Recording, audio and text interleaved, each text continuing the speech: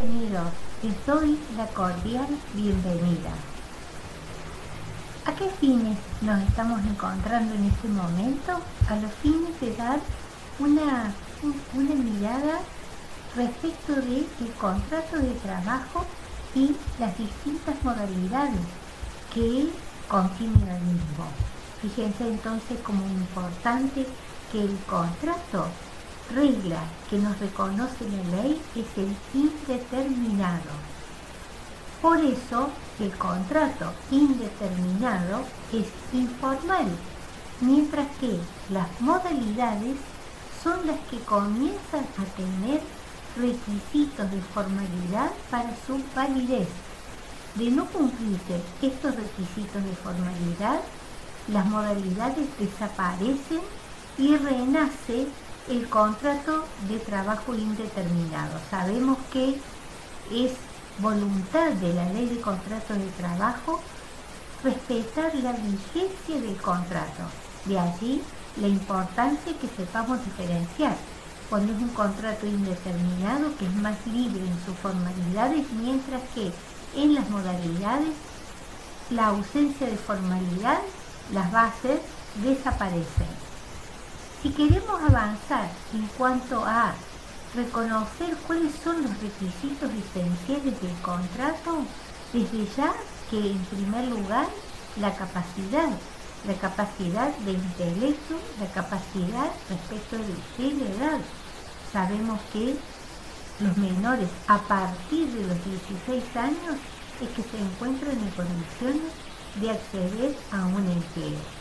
¿Qué otro requisito fundamental? El consentimiento. O sea, el trabajo forzado no forma parte de este contrato que nosotros estamos estudiando. Y sabemos que el contrato es el que nace por el consenso de las partes. Otro requisito fundamental es la prestación personal del trabajador.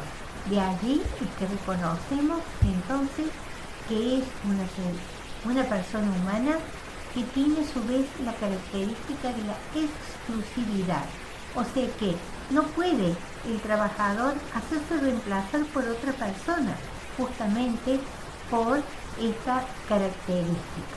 Ahora, puede en determinadas modalidades caber esta posibilidad de reemplazo siempre con autorización del empleador, que ya lo vamos a analizar y ya vamos a llegar.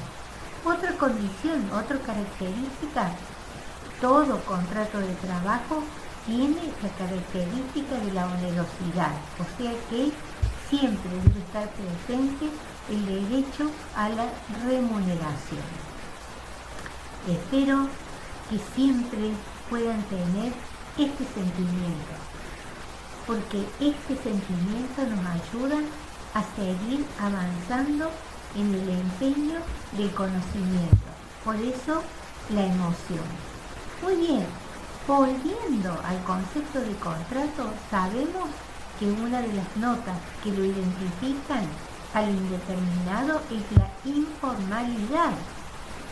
No tiene más requisito para su nacimiento, pero sí, una vez concretado el contrato de trabajo, surge como obligatoria la registración en AFIP de ese contrato de trabajo. Sabemos también que todos los presupuestos de registración los tiene previstos, determinados y regulados la ley 24013. Esa ley yo los invito a que ustedes puedan acceder, porque aquí van a encontrar cuáles son los requisitos, cuáles son las obligaciones, cuáles son los casos que reconoce la ley 24013 y cuáles son las indemnizaciones que tiene previstas en cada uno de los supuestos. Ahora, cuando ingresamos a referirnos a las modalidades contractuales, allí sí aparecen las formalidades que ya vamos a entender en qué consisten cada una de ellas.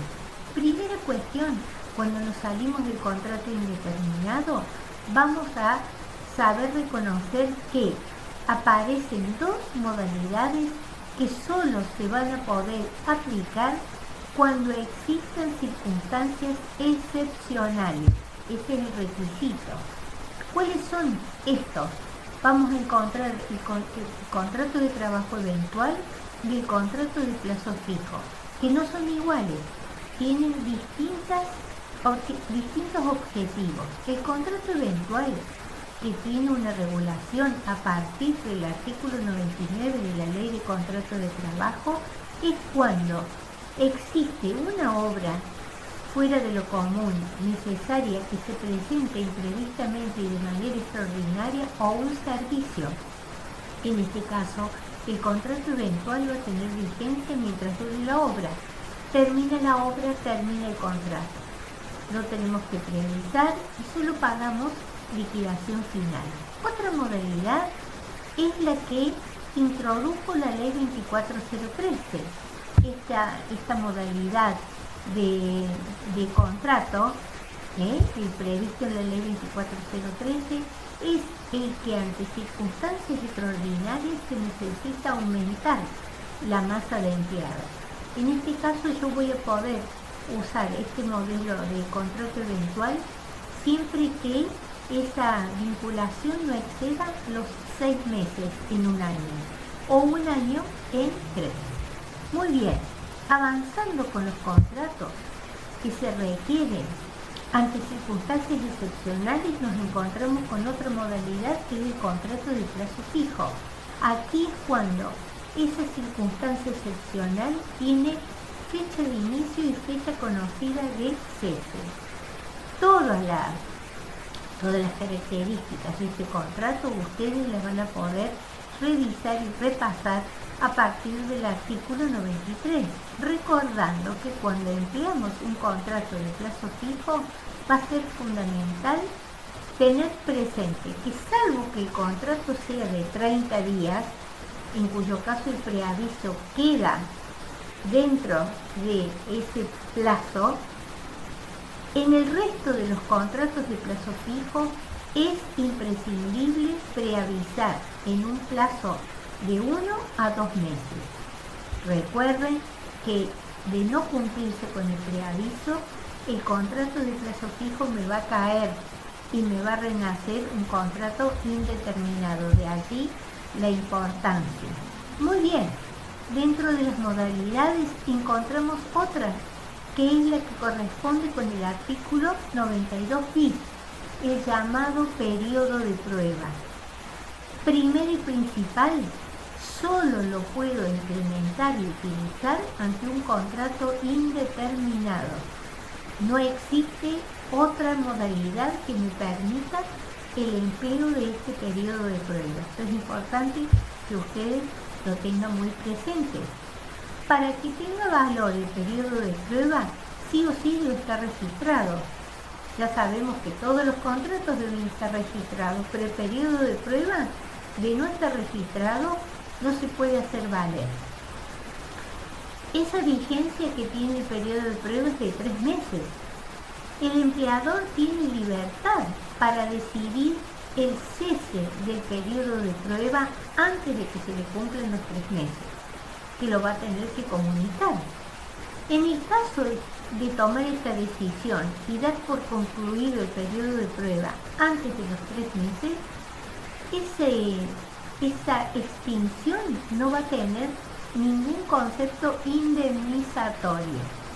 Lo único que se va a tener que abonar es 15 días de preaviso. Eso sí es importante tenerlo en cuenta. ¿Qué no permite la ley? El uso abusivo del periodo de prueba, que puede ser que yo permanentemente tome gente con periodo de prueba.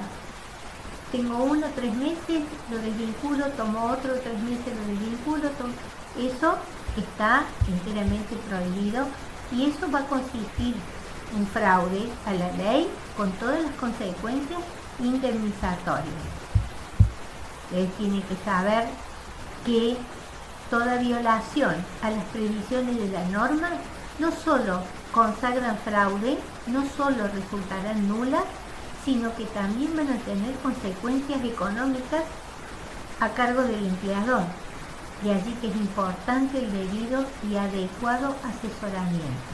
Fíjense qué importante es saber que el periodo de prueba se va a computar como tiempo de servicio a los fines de la antigüedad y a todos los otros efectos de la seguridad social. O sea, para cómputo del tiempo, para saber los años de servicio, para saber la antigüedad, las vacaciones, para saber de todos los conceptos que se van a liquidar en relación a la antigüedad y al tiempo de servicio, el periodo de prueba se va a considerar. Muy bien. Otro de los contratos que nosotros vamos a conocer es el contrato de teletrabajo. Fíjense que este es un contrato que la pandemia lo trajo. A partir de la sanción de la ley 27.555 aparece una nueva modalidad que está regulada en el artículo 102 bis de la ley de contrato de trabajo y que es este contrato. Cuando nosotros vamos a entender que existe un contrato de teletrabajo, cuando la persona preste sus servicios en su domicilio, o sea, en el domicilio del empleado, que también será entendido teletrabajo si esa prestación la hace fuera del domicilio, pero no en la empresa, sino en otros lugares, como son los coworking que existen. Y el segundo requisito, mediado por la tecnología. Existen toda una serie de particularidades que van caracterizando este contrato y ustedes la van a poder complementar con la ley 27.555, que les invito que tomen lectura, que si necesitan que se las aporte, ustedes comunicarnos en el Canva, por supuesto se los vamos a poner a disposición sin ningún inconveniente. Otra modalidad que podemos revisar es el llamado contrato de trabajo de temporada. ¿Cuál es la particularidad de este contrato? Es que la empresa, para realizar actividades propias al giro o al objeto de la explotación, necesita que la prestación no se cumpla todo el año, sino en determinadas épocas del año, y que tenga la característica de que se va a volver a repetir cíclicamente en cada época, año tras año. Aquí, de acuerdo a las previsiones del artículo 96 de la Ley de Contrato de Trabajo, nos damos con que existe una característica que nos permite definir el contrato de temporada como un contrato indeterminado, pero de prestación discontinua. Efectivamente, porque no es todo el año que se trabaja, sino una parte, una temporada determinada, que todos los años se va a repetir cíclicamente. Eso es importante que lo entendamos.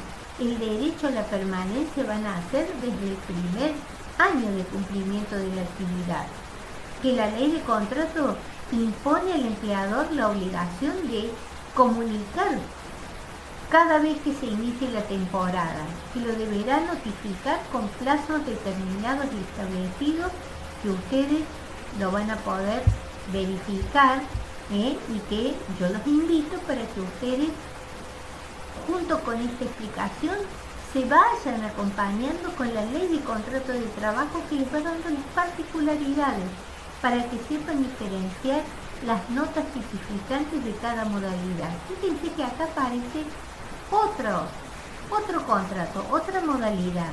Este es el de trabajo de grupo por equipo. Fíjense que acá no es un empleado y un empleador.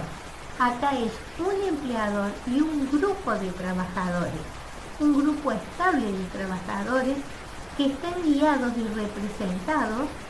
Existe un delegado, existe un representante que es el que interactúa con el empleador.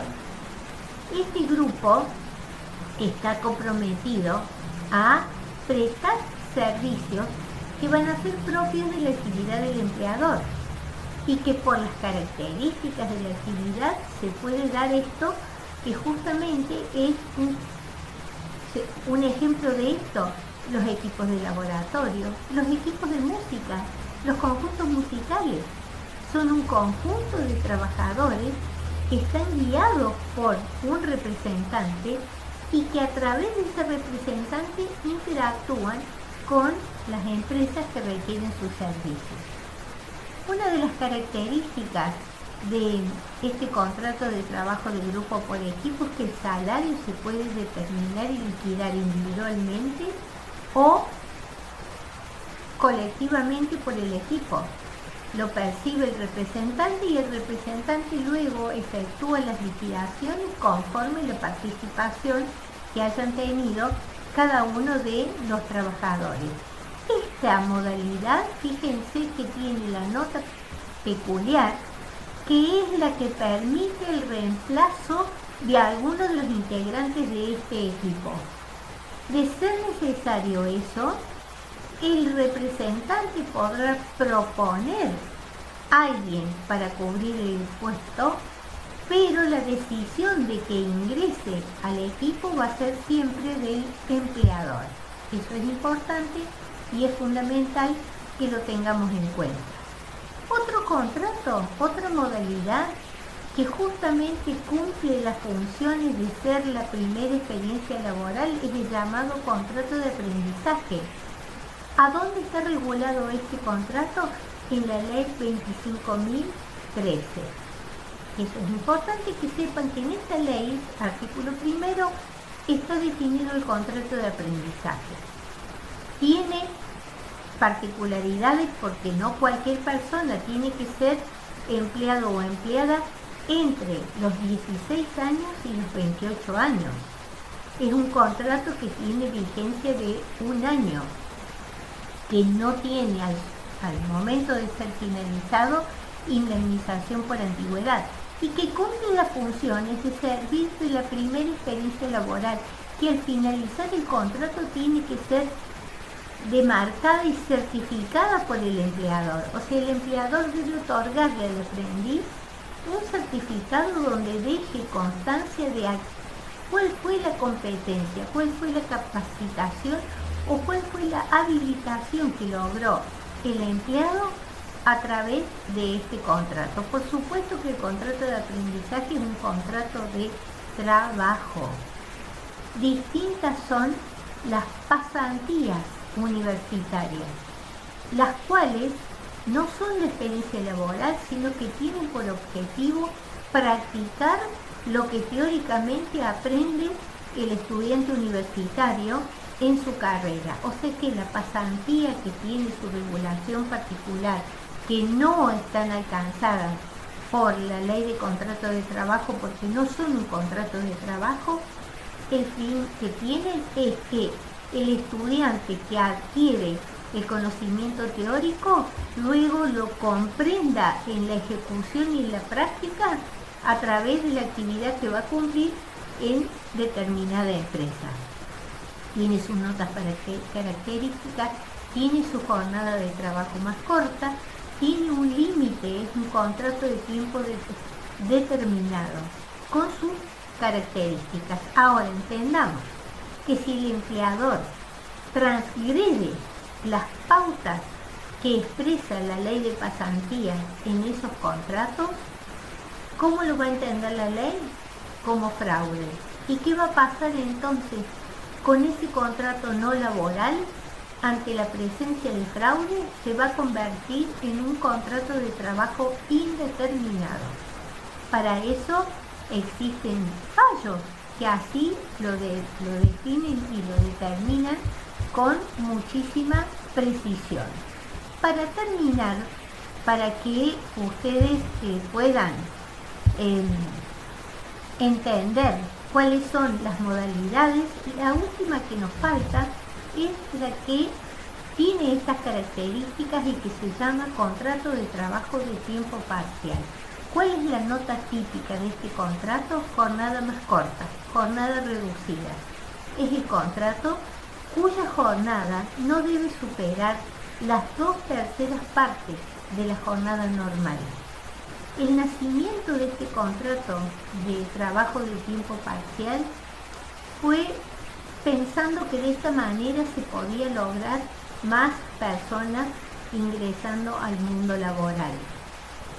La violación del cumplimiento de esta jornada reducida va a determinar que se lo trate como un contrato de tiempo indeterminado, con la obligación de reconocer salario completo, mientras que de respetarse el contrato de tiempo parcial, el salario queda proporcionado a esta jornada reducida.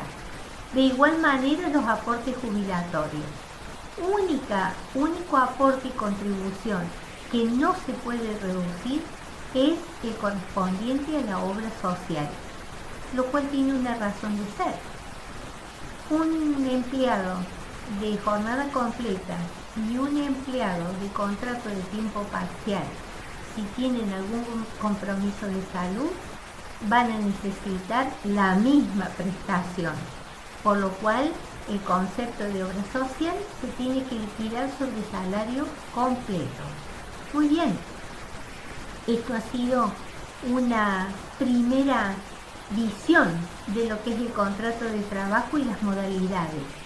Por supuesto que a partir de esta colaboración, de esta explicación o esta clase que con gusto yo se las he brindado, los invito a que se complementen con la ley de contrato de trabajo, con la ley 24013, con la ley 25013 y con la bibliografía obligatoria, que es el libro de Grisolía. Espero que les haya sido de utilidad. Los saludo cordialmente y será hasta la próxima. Un gusto.